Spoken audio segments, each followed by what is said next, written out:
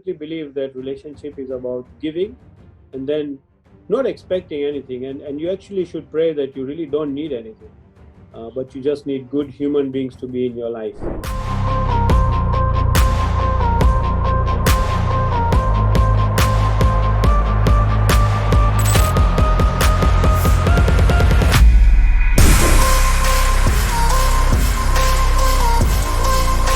Welcome to another episode of Shubham Mittal Show. Today we have our first international guest all the way from Tanzania, but his roots are from India. He is CEO at Standard Chartered Bank in Tanzania, which is Tanzania's largest private sector multinational bank. He also serves as the chair at International Federation of Accountants. Not only that, he is also deputy chair at Tanzania Bankers Association. By profession, he is a chartered accountant, an SCCA member, and MBA in finance. He is passionate about and supports initiatives which increases capacity for finance professionals. I heard him for the very first time at ICAI Leadership Summit, and I was so intrigued after listening to his keynote speech. I wanted to have a discussion with him, and he was so kind and humble that we spoke for a couple of minutes, and then I knew he will add real value to my audience. I also learned that he is equally passionate about the technology because in today's world, technology plays a very important role. I find him a very forward thinker and a great leader. So let's learn from his wisdom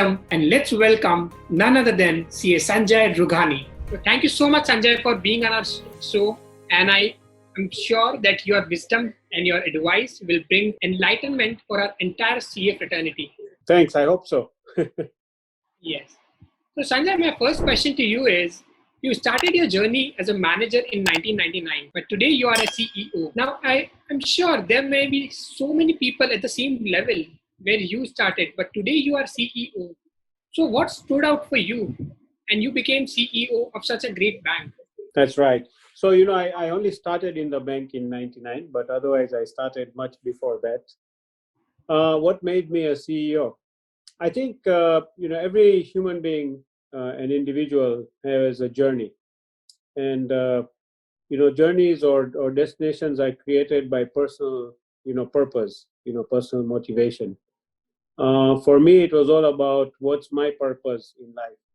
So my purpose was always about creating bigger impacts to human lives. And, so I kind of very early in life started gauging, so which role or which organization, could do that. And very fortunately got into Standard Chartered. I'd done a few more roles before in the accountancy world. And very quickly, a few years in the job, I got to know that the most powerful job was the CEO's job that could create so much more impact. And certainly, if you think about an organization, then an organization like Standard Chartered Bank, which enables lives, that's my personal motive in life, is very powerful. We've also done a study for Standard Chartered Bank, and currently, Standard Chartered Bank Tanzania impacts more than 1.1% of the total GDP of Tanzania. So that's how important it is. So it starts with a purpose and a vision. What made CEO life? We all need a bit of luck, and it starts from the values that your parents have created in you. So you're bringing, and that's the luck. Where you're born, how you're nurtured, how you grow, the people that are in your life. For me, my mother and my father were both mentors and incredible human beings who pushed me, to be more determined. But other things that come to life is really, besides purpose, is about having a vision. Vision about not only about yourself, but vision about, the organization and where you are, where I am.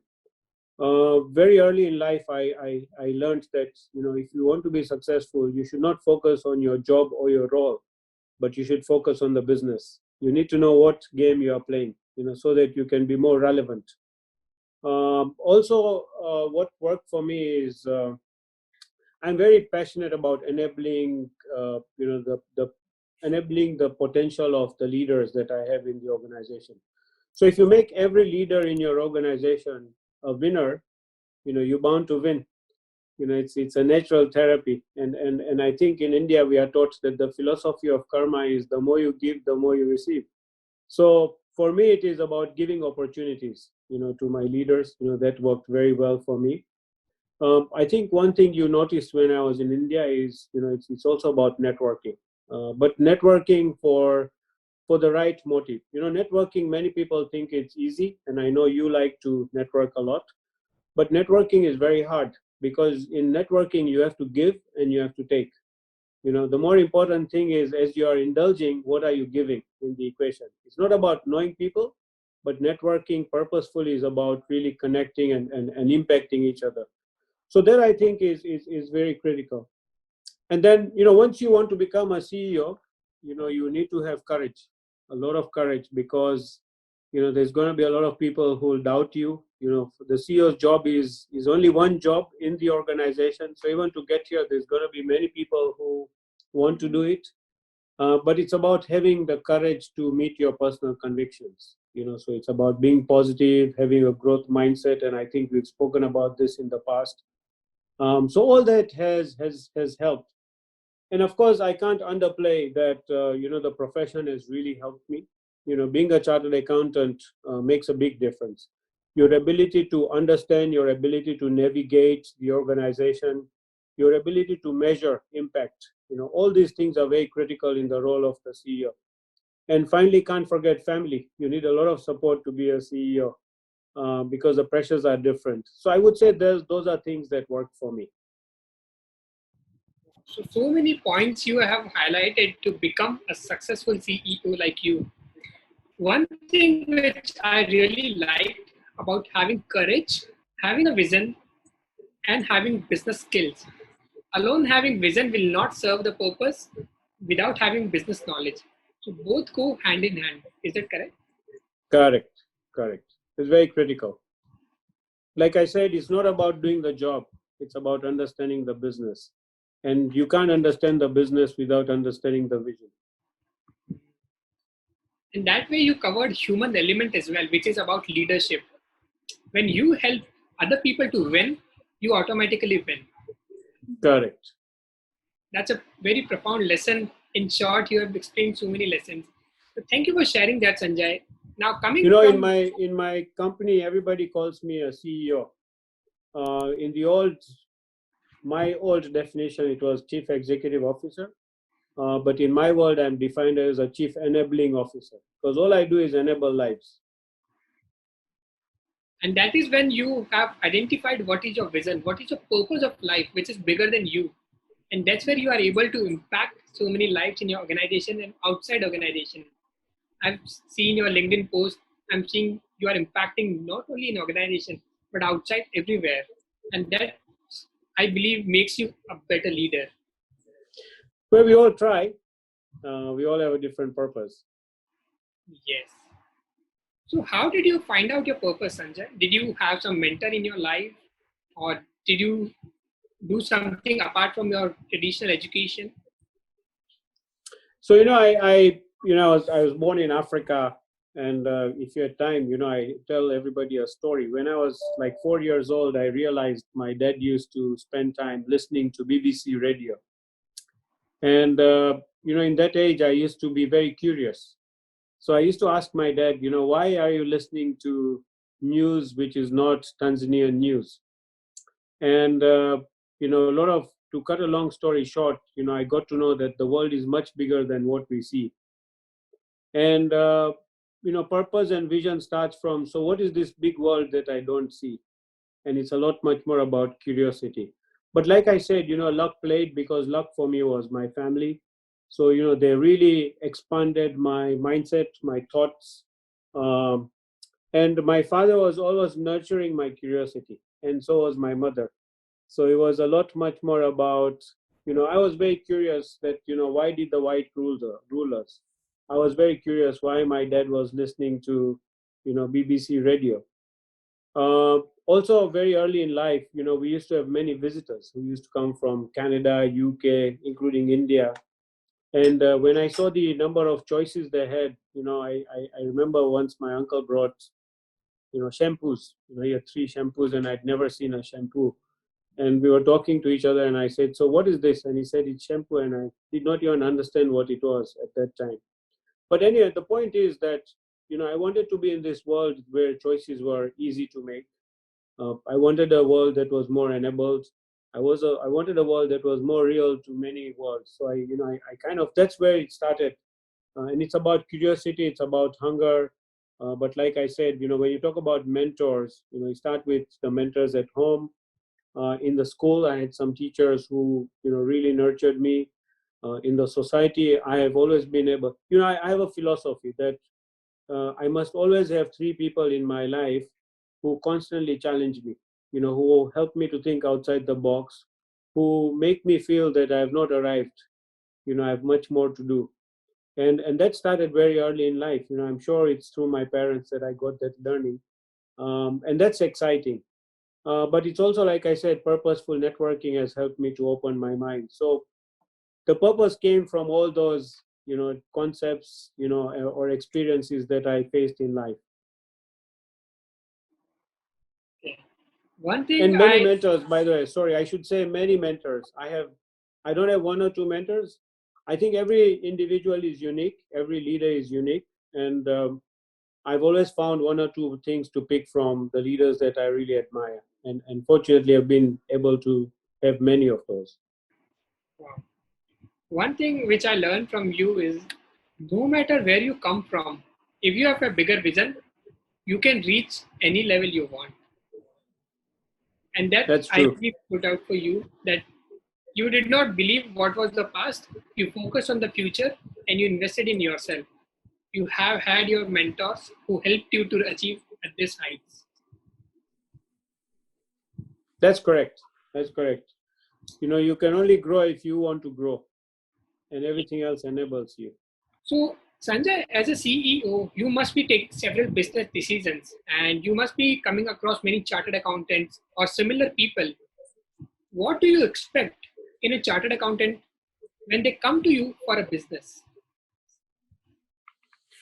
That is true. I think in today's day and age, it's very important. I mean, first of all, chartered accountants have a lot of technical skills, which are given. They come through the profession. It's about standards, about integrity, about conduct, about being able to account things in a purposeful manner, reporting. So meeting the highest standards of accounting and reporting, that's given. Then there are professional skills, that I always consider. Professional skills are things like, thinking outside the box. It's about being able to communicate well. It's about, I talked about curiosity. It's about, knowing the business and being curious about the business. Professional skills are also about, networking, being able to optimize on the organization. It's about knowing the organization rather than just working in the role. What I also expect is, creating a routine. A lot of accountants have a lot of work to do. We work very hard, but it's about creating a routine so you have time to think business rather than just think reporting and accounting. Personally, I also think accountants have to embrace a lot of creativity and innovation. That comes from the personal side of the equation. And then there is, besides personal, it's about leadership. It's about optimizing on your people, optimizing on the resources of the organization.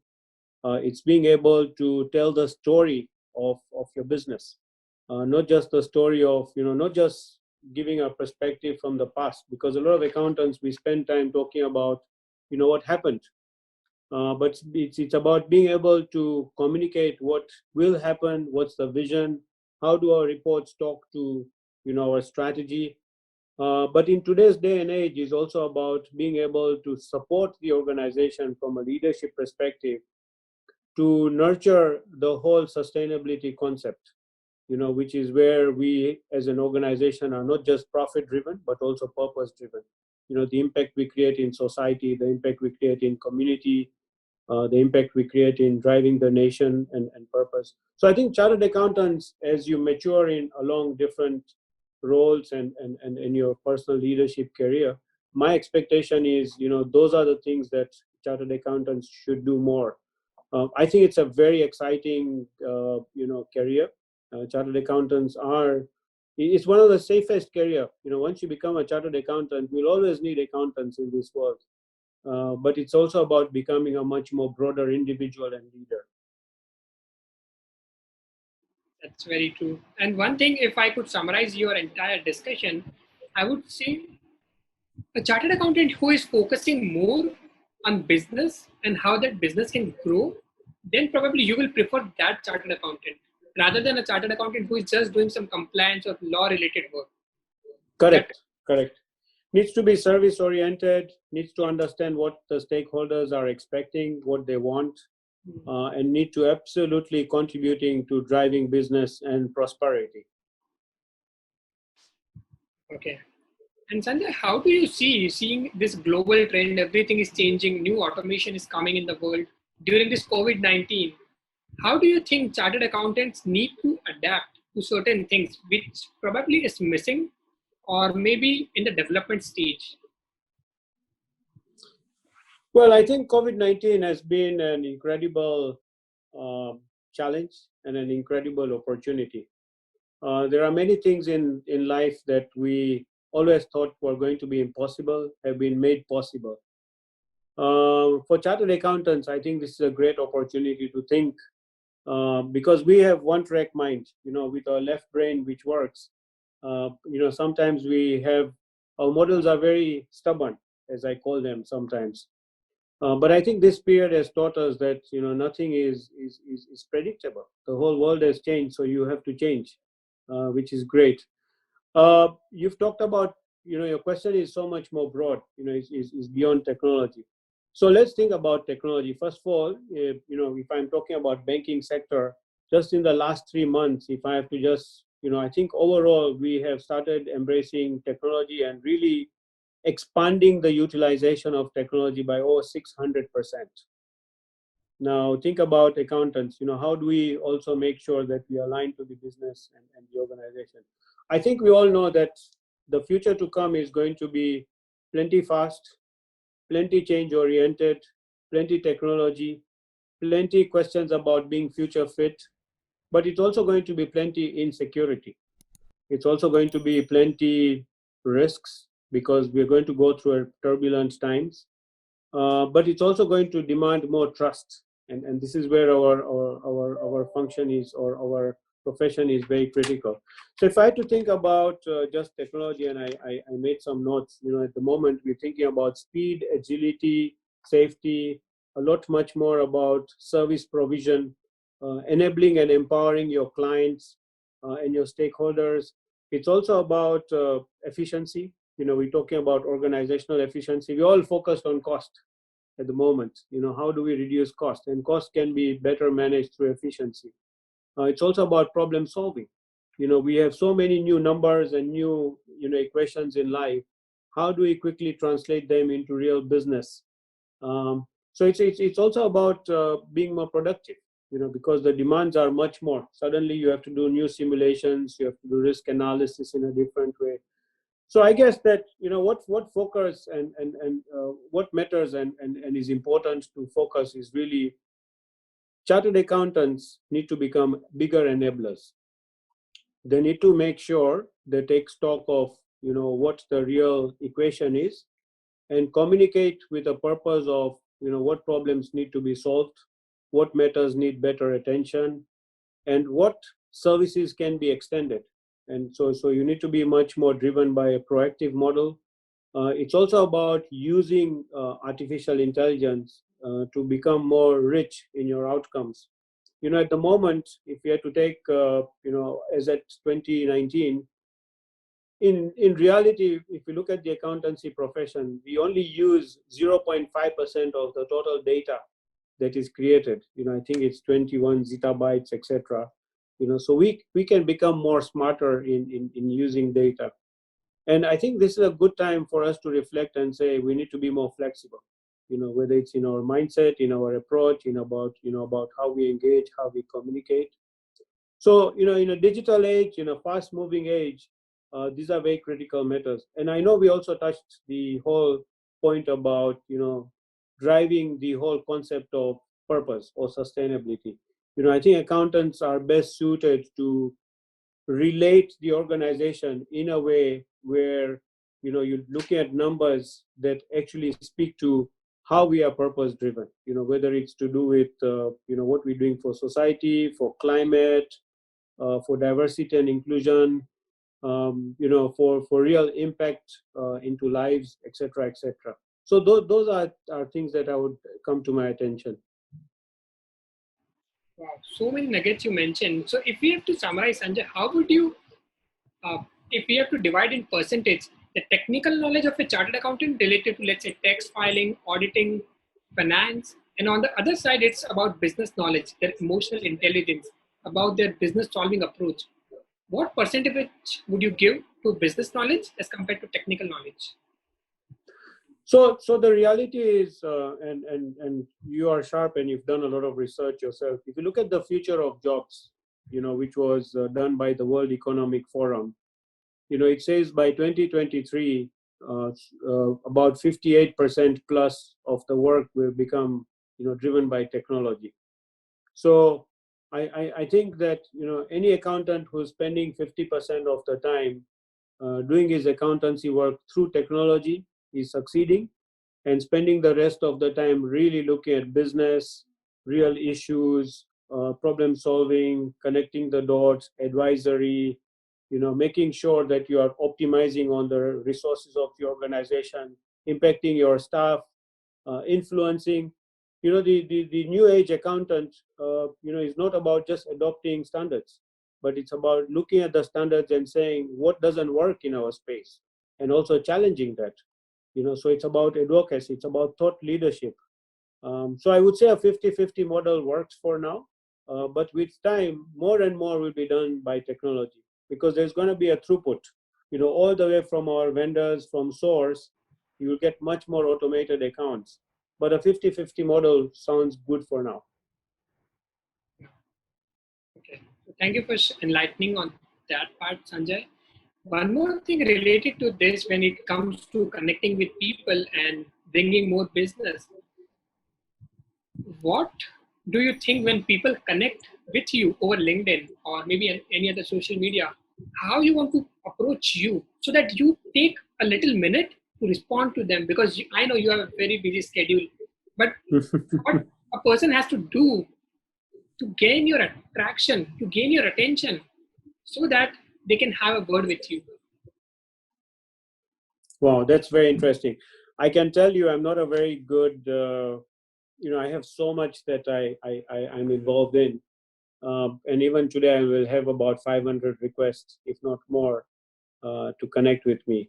What's the best way to connect with me is you need to have something different. You need to also have achieved things. Like I said, I read your post with interest because you have a bigger purpose. So any insightfulness I get, or any information I get which talks to not the role of the individual, but the purpose of the individual, makes me more excited. Okay. And would you also say that intention of approaching you should not be something to take from you? It should be to give something to you without expecting something from you. Would you say that? This is not about me or about you. This is the real philosophy of network relationships, which is very important. I think in general, we get it wrong that, if somebody is connected with you in Instagram, Facebook, Twitter, LinkedIn, that you suddenly start believing that that's the power. That's not the power. In every relationship, the first intention should be, what am I going to give to this relationship? That's the only way you succeed in a relationship. So, if you have thought through that and you are able to then hold yourself responsible to that commitment, then you will have a good relationship. Relationship is different to connect, because these are all connections. They are not relationships. So yeah, I absolutely believe that relationship is about giving, and then not expecting anything. And you actually should pray that you really don't need anything, but you just need good human beings to be in your life. That's so true. And the reason I highlighted this, because sometimes it becomes a perception that he's just such a big person, I can take something from him. So this becomes a very important aspect, that one should know if they want to connect with you, they should know they should not be expecting something in return of you, rather add value to you. And then definitely when you find it interesting, you can take it forward, as you mentioned. My friend, me and you cannot give people anything if they cannot give themselves more. Wow. You know, This we is can so only give them a little bit more if they really want much more, and they're really committing to themselves. yeah. That is such a profound statement. Hmm. Now, if a young chartered accountant come to you, Sanjay, and they ask you, Sanjay, what business should I start? Because you have been dealing with so many businesses around the globe, and they come with a confused mind. What should I do in this world? I don't want to do my job, but I want to have some business. What would you suggest to that person? So first of all, I personally have not done business, so maybe I'm not the best person. But I think with my experience and with a lot of knowledge that I have, because people quickly say if he knew what business to do, he would be in business. But I am driving business. I think the chartered accountant is really, really, first of all, you need to know that you have a lot of strengths to do business. Business is not easy. But some of the prerequisites of doing business is, do you understand the numbers? Do you understand cost management? Do you understand cash flow management? Do you understand what is real revenue and what is real profit? Because a lot of people start using revenue and interpret it as profit. There's also, chartered accountants are also good because they will understand the global scene, they will understand risk, they will understand sectorial analysis. So you analyze before you step into the equation. Um, you know, Chartered accountants generally work very hard. Even to do the education, you make a lot of effort. So inherently, we are hardworking individuals, and that's a very big requirement when you become an entrepreneur, or if you want to really get into business.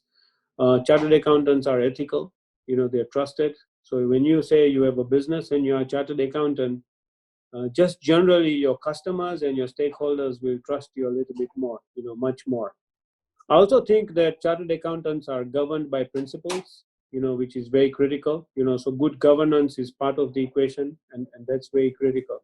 So what kind of businesses can chartered accountants do? I think with technology so much around us, and with our ability to understand numbers, any business that has a lot much more data mining, businesses that have artificial intelligence into it, are going to be critical. We can also be very successful with advisory business. So whether it's tax advisory, mergers and acquisition, looking at mortgages, looking at trading businesses, fund management, venture capitals. A lot of CAs actually have moved into that terrain. I've been strongly advising a lot of young chartered accountants to be focused on the business of sustainability, which is purpose driven. It's only going to be bigger. So if you can put numbers to real facts and be able to portray what your business is doing, it's going to be great, opportunity. Then let's think about cyber. Cyber is a space that, particular accountants are good with auditing. So we'll need sometimes forensic auditing, and accountants by nature have this innate ability to look at data with much more criticality. I'm a banker. I can tell you many businesses that banks don't do, but are tiny businesses like microfinancing, because you understand interest rates, your ability to engage clients is much better. There's all these outsourced businesses nowadays called payroll businesses, accounting businesses. They're also businesses. In the world of banking, with all this volatility with COVID-19, it's a good time to become a debt collector. As an accountant, you know how to communicate that better. So there is lots of businesses, as I can say. But let's not forget that in time to come, we'll have so much more risk that the world is going to see.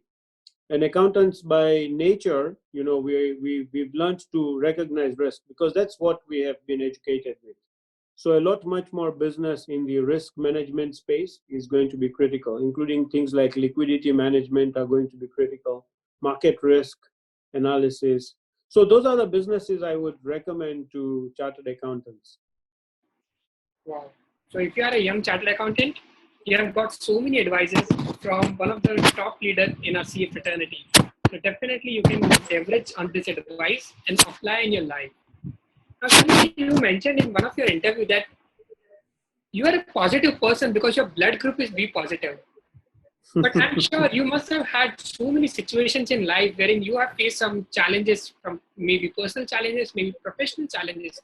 So how do you manage those challenges to stay strong but to handle it well? So I think you said, can I speak Hindi? Yes, please.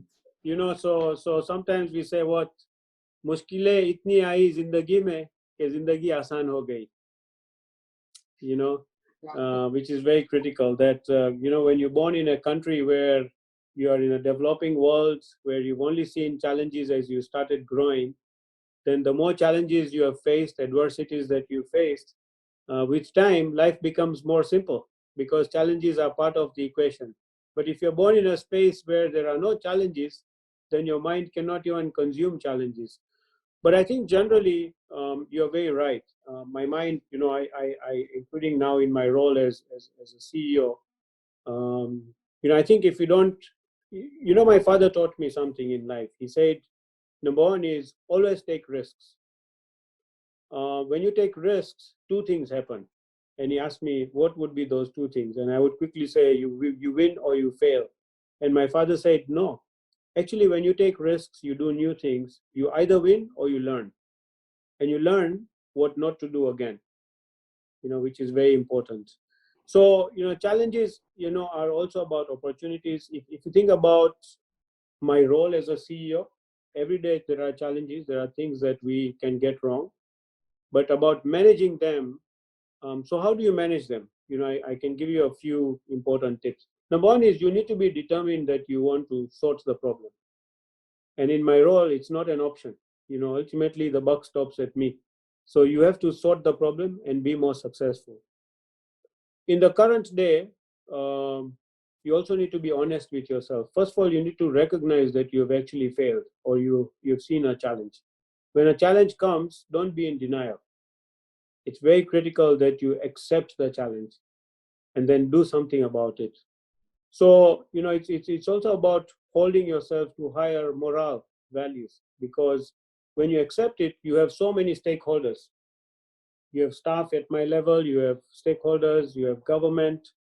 So in general, if you are proactive, you can actually manage a challenge through the rules of empathy, because you are telling people how hard this is on you, then they will empathize on you.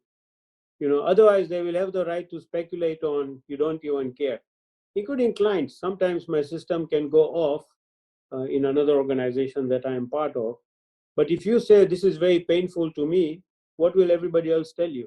That we concur that this is painful to you.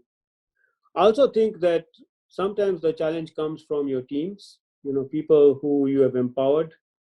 As a CEO, you need to have the courage to take responsibility and hold the morale of the team much more higher so that they focus on resolving the problem rather than being indebted with the problem itself. So those are really important things you can do to manage a challenge. And I, like I said, for me, when you have a challenge, look at it. We are in COVID-19, is it not? The big question to all of us is COVID-19 managing you, or are you managing COVID-19?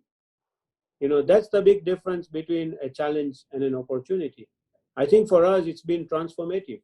We've completely created new ways of working. 50% of my staff work from home now. I've created new ways of engaging clients, engaging my staff, engaging regulators, and also new productivity measures. So I've learned thousands of new ways of doing new things. And it's been very, very exciting. So that's why I say that, it's not about just my blood group, be positive, but I think in general, if you really don't face challenges and adversity, you've not really tested your best potential. Very true. And it is said that your adversity is your biggest advantage. And unless Correct. you have a big goal and supported by a big vision, you cannot see an adversity as an advantage and to see that as an opportunity to work more. Correct. Very well Correct. said, Sanjay. What are the three top qualities which you want to see in a chartered accountant? And if you want to say that if you want to become successful, have these three qualities, what it would be? I think it's very difficult to put it in three things. But I think, like I said, the most important thing a chartered accountant should do if you're getting into a professional role is not be focused on the role or the job, but be focused on the business. That is very critical, number one. Number two, in the current day and age, just generally business or human beings are all going to be more defined by not only the profit, but purpose. So, when we talk about things like integrated reporting, integrated thinking, all chartered accountants should play a bigger role in making this world a better place, because we have trust, we have a code of ethics, we have conduct. That is how we are defined. So that's the second thing I would say. I think the third thing is really about optimizing on resources, because every organization and every human being has a lot of resourcefulness. A chartered accountant is best suited to evaluate, what is that potential and optimize on that potential. So if I'm going to stop at three, those are three things. Would you like to speak a little bit about resourcefulness? Like, what do you expect when you say resourcefulness? Yeah, I think, if you think about first of all, human beings, because we all work with people. Many of us have infinite ability. If we evaluate, what are some of the most important abilities, and abilities are linked to people's passion. We don't need to take just time to know that you are an accountant and you're driven by numbers, but we also need to know what are your hobbies, what are your innate abilities. Some of them will be great with technology, some of them will be great with communication, some of them will be great with networking. So how do you utilize that, that human power that you have around you, and optimize on it? Because the more you use your resources and those linked to their passion, the more advantage you get. Even as an organization, whether it's products, whether it's services, the more you help the organization to take decisions, to really sweat. We call in the accounting language, we say to sweat your assets, to sweat your balance sheet. The more outcome you get. So including things like productivity, etc. So I think that's what I mean when you say utilizing the resourcefulness. Wow. This is such an important aspect of our life. If we are not resourceful and we cannot manage our existing resources, probably we'll not manage the resources if we get something extra from outside world. Correct. Okay. Sanjay, what would you say to all the chartered accountants who are watching this interview, and probably not people who are watching this interview, but who are existed in the world today? If you have to say something to them in 2 minutes, and you are on a world's biggest stage, what would you say to them? I think God has created the finest creatures called human beings with very infinite potential. I would just say that, use that blessing and that privilege that you have being born as a human being to impact many more human lives, because that is the best thing you can do. But for the accountants, I think we are at a cusp, we are at crossroads. We are at a time when, if you look at the report from the World Economic Forum, which is the future of jobs, our profession is being challenged. It is time that we need to recognize that we are not dinosaurs and so that we become extinct, but we are much more driven by transformation and being able to not only be flexible but adopt new ways of working. My message to the accountants is that the world is in a fragile state, and some of the professions that can really elevate this world to become a much more beautiful place, but a much more transformative place, is accountant is very key in that role, in that world. We are in a world where our profession is driven by the code of ethics, by the code of trust, and that there are not many professions that have that kind of credibility.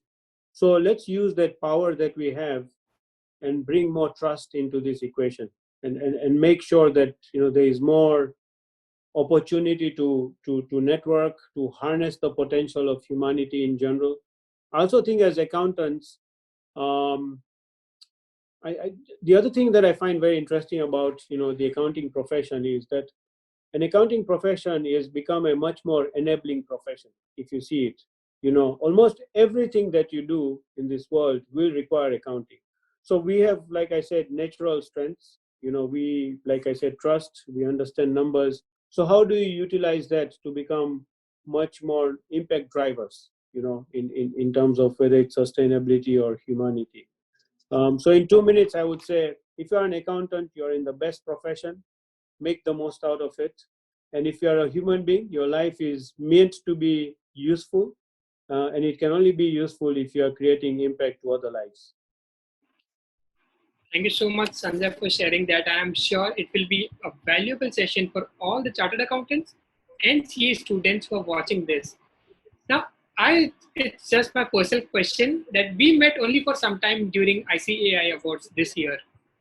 Yes. What made you think and agree for this interview? Because we met only for some time and you are in a such higher position and you have very busy schedule. Why did you agree to do an interview with me? So 2 reasons, or maybe 3 reasons. I think number one is, very quickly as I met you, I saw you that you were already engaging with people that I was engaging with. And that takes a lot of courage, from where you sit. It requires persistence. It requires, a lot of respect. So you had already earned a reputation by being around people that I was meeting. So that was one. What touched me most is the first time I asked you, so Shubham, what do you want to do in life? Or we talked about something and you said, my purpose is to impact 1 million accountants in this world. And I was like, wow, that's half my purpose, because in my role as the chairman of the professional accountants in business, we have about 3.5 million accountants. If you can impact 1 million, I surely can impact 3.5 million. So we had something in common, and it takes it takes a lot of purpose personally, and someday I would like to interview you. What made you think to achieve such a mission in life? But the third thing is really about your humbleness. You are very humble. You are around your colleague. I don't remember her name. But just generally the way you are talking to people in the media, your colleagues, the respectable individuals around us, you're very humble, and that touched me. So maybe that's my response. Thank you so much, Sanjay, because I really appreciate the way you interacted that day. I know many people were approaching you and you were so busy that time, but you took time to chat with us. And yes, my partner was Shalini. We met. Yes, that's right. That's right. Time, and after that, we were engaging on LinkedIn as well. And today, finally, I got a chance to interview you, and I'm so glad that I did. And I'm sure it will be a super valuable session for all the audience. And Shubham, don't forget that one of your qualities that I liked, and I even told my assistant who's sitting with me here, is your persistence.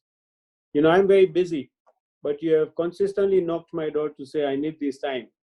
And it requires a lot of persistence to be successful. So well done. Thank you so much. It made my day, I would say, definitely. Thank you so much.